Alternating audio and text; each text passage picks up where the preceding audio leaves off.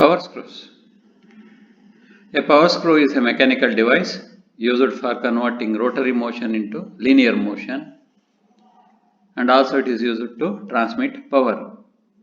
The main applications of power screws are as follows: to raise the load, for example screw jack; to obtain accurate motion in machining operations, for example lead screw of a lathe; to clamp a workpiece, for example machine vise; to load a specimen, for example universal testing machine, and many more.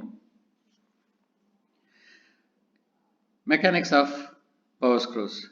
Here we have expression for torque required to raise the load or to lift the load. Here you can see a development of a square thread which is used in power screws. Here the screw is considered as an inclined plane with an inclination angle alpha as shown in figure above. When the load is being raised, the following forces act at the point on this inclined plane.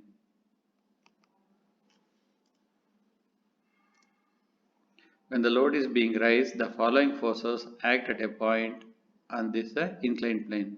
The point may be considered here. Load W acts in a vertically downward direction. Always load acting vertically downwards. Normal reaction force N acts perpendicular to the inclined plane. This normal force acting perpendicular to this inclined plane. Frictional force mu N, this one, acts opposite to the motion. The motion is in this direction, upward direction, because you are raising the load. So hence the frictional force is acting in the opposite direction. Here in this case it is downward direction. Effort F, this F also sometimes it is denoted by P, which acts perpendicular to the load W. This effort F acts perpendicular to the load W. Considering equilibrium of horizontal forces. So here we have horizontal forces, that is effort F, and this force N sin alpha, and this force mu N cos alpha are horizontal forces. So if you consider equilibrium of horizontal forces, F is acting in this direction, whereas this N sin alpha and mu N cos alpha acting in the opposite direction. So hence F is equal to mu N cos alpha plus N sin alpha. So call this as equation 1. Next, considering equilibrium of vertical forces. So vertical forces are W and this force N cos alpha and this one mu N sin alpha. So here W is equal to N cos alpha, because this force is acting in the opposite direction of this W. So hence we are taking here N cos alpha minus mu N sin alpha. This mu N sin alpha is acting in the same direction as W. That's why I have taken negative here. So call this as the equation 2. This is equation 2. So now dividing expression 1, this one, by 2, this one, we get F by W is equal to mu N cos alpha plus N sin alpha divided by N cos alpha minus mu N sin alpha. Simplifying that, so you are taking N as common out in both numerator and the denominator, and we remain with mu cos alpha plus N sin alpha by cos alpha minus mu sin alpha. That is F by W is equal to mu cos alpha plus sin alpha by cos alpha minus mu sin alpha. Take this W this side. So F is equal to W into mu cos alpha plus sin alpha divided by cos alpha minus mu sin alpha. Divide the numerator and denominator of the right hand side by cos alpha here. So mu into cos alpha by cos alpha plus sin alpha by cos alpha by cos alpha minus mu sin alpha by cos alpha. So here we get 1, there we get tan alpha. The same way here we get 1 and here tan alpha. Sin alpha by cos alpha is a tan alpha. Therefore force F is equal to, or the effort F is equal to W into mu plus tan alpha by 1 minus mu tan alpha. Call this as equation 3. The coefficient of friction mu is expressed as mu is equal to tan phi, where phi is the friction angle. Substituting mu is equal to tan phi in equation 3. Here, for this mu, we are substituting tan phi. So we get F is equal to W into tan phi plus tan alpha by 1 minus tan phi tan alpha. Here also we have mu, for that also you are substituting tan phi. Then F is equal to W into tan phi plus alpha. We know that tan A plus B is equal to tan A plus tan B by 1 minus tan A tan B. So we are using that expression to obtain this F is equal to W, that relation to obtain F is equal to W into tan phi plus alpha. But we know that torque T or Mt is equal to force into perpendicular distance. Here perpendicular distance is the mean radius. So mean radius is the mean diameter by 2. That is torque Mt is equal to F into, that is force into distance here, that is d2 by 2. For this F substitute values from equation 5. Substituting the value of F from equation 5, we get torque Mt is equal to W into tan phi plus alpha into d2 by 2. This is F value. Or you can rewrite like this: Mt is equal to W into d2 by 2 into tan phi plus alpha. So some people denote this torque as capital T, so that's why Mt torque is equal to T, that's nothing but W into d2 by 2 into tan phi plus alpha. So in the design data handbook authored by Professor Mahadevan and Professor Balavira Reddy, we have this equation is represented by 9.11b on page 134. So next we have, including the collar friction, the torque required to raise the load is given by, this is the collar friction torque. So this is without a collar, this is with collar. So totally we have this.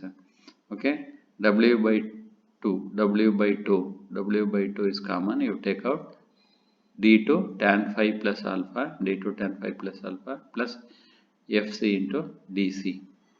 So Fc is nothing but collar coefficient of friction, dc is mean collar diameter.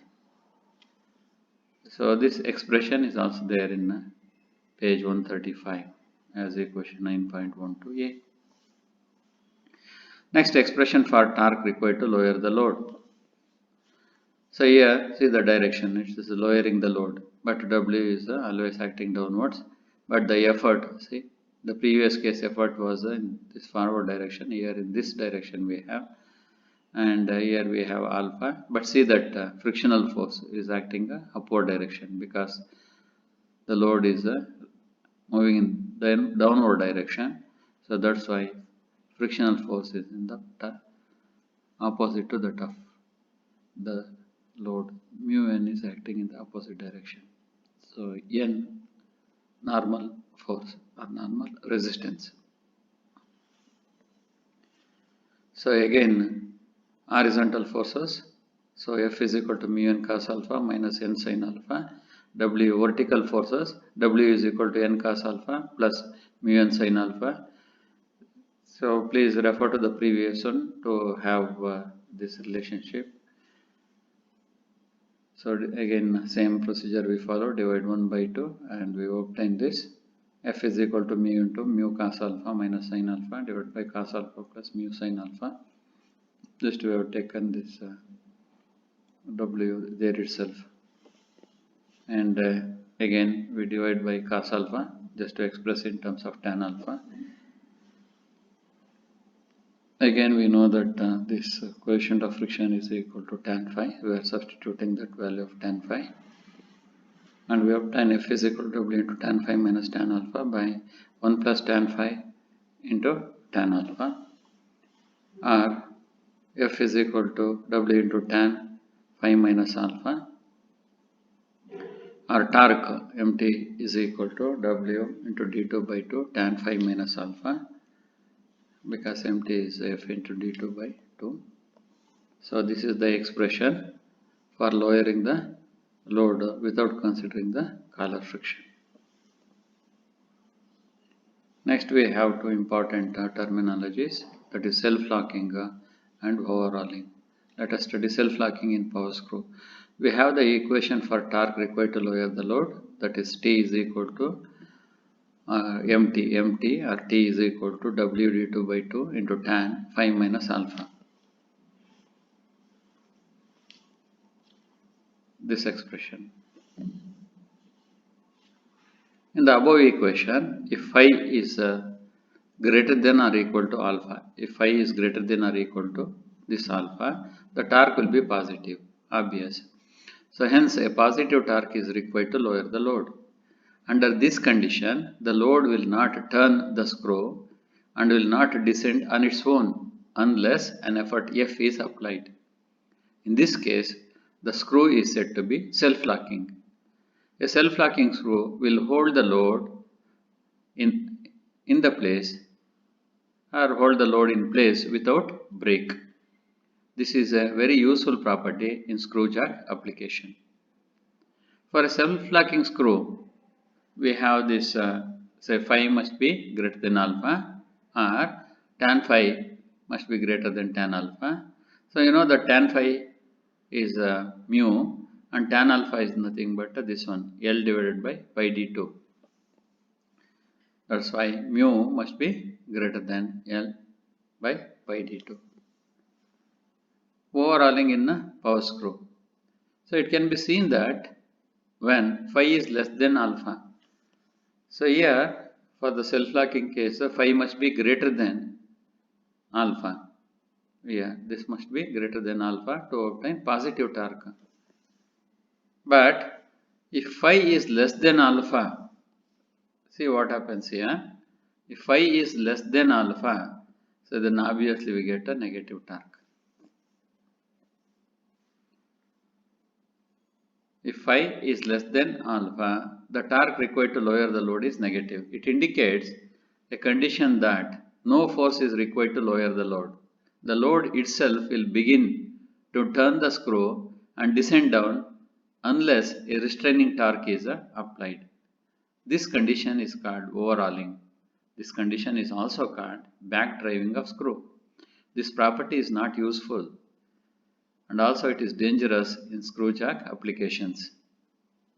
It is useful in Yankee screwdriver. This overhauling is useful in a Yankee screwdriver. Next we have efficiency of a square threaded screw. Efficiency eta is equal to work output divided by work input. So here work output is given by load W and lead L divided by 2 pi Mt. That is nothing but WL by 2 pi T capital T. T is torque or Mt is torque. Also efficiency eta is equal to tan alpha divided by tan into phi plus alpha plus phi. So equation now 9.11 F page 134. There is a small question here. Show that efficiency of a self-locking screw is less than 50%. We know that for square threaded screw, efficiency is given by eta is equal to tan alpha divided by tan alpha plus phi. This expression. And also for a self-locking screw, phi must be greater than or equal to alpha. Substituting the limiting value, that is alpha is equal to phi, in this equation 1, we get eta must be less than or equal to tan phi by tan phi plus phi. For alpha we have substituted phi here for alpha phi, and here also for alpha phi. So then what we get, eta is less than or equal to tan phi by tan 2 phi. But tan 2 phi can be expressed as 2 tan phi by 1 minus tan square phi.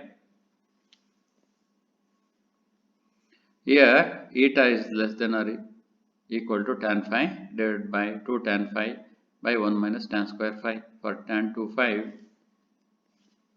we have substituted this value. By simplifying, we get that because tan phi gets cancels, we will have 1 by 2 into 1 minus tan square phi. Separating this, 1 by 2 minus tan square phi by 2.